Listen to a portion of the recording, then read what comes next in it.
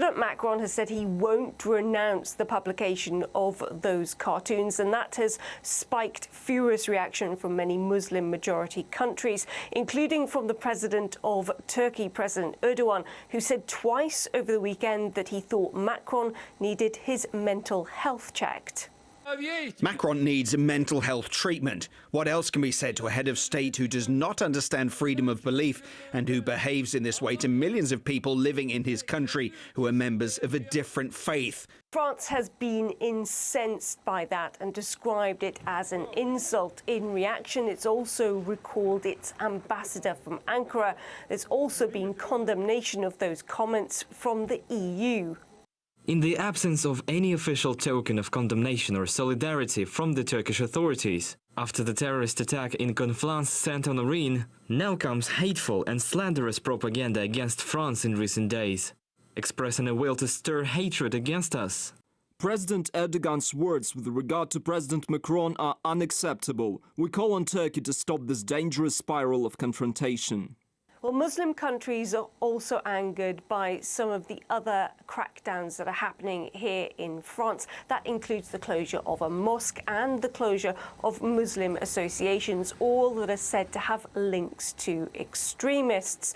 Now, there have been protests in many countries, including in Libya and Jordan, against what's happening here in France and in Gaza. Photos of President Macron were burnt. There's also been a boycott of French products in some countries and a call for a boycott in others. Now, the Organisation for Islamic Cooperation has hit out the comments that President Macron made, saying that they are likely to harm Franco-Muslim relations. Now, we've been chatting to people here in France about what they make of the current situation, with many people feeling that this provokes Islamophobia and a concern that Muslims in general are being punished for the actions of a few radicalized individuals.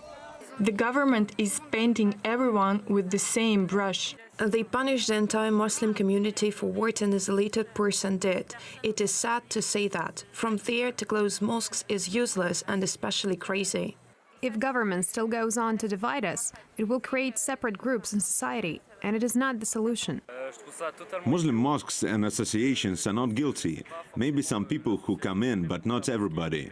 People have the right to practice their religion as they want, so we can't close a place of worship like that. I expect our government to calm the tensions down. Today we have to be careful of not developing an anti-Muslim hatred. It makes no sense and it is dangerous. I don't think that there is an optimal solution. It would be utopian to think the opposite, but dialogue is a better solution for me. Muslims are not guilty for the terror attacks. The government is not responsible either. So precisely both have to discuss the problem, find solutions, and respect each other.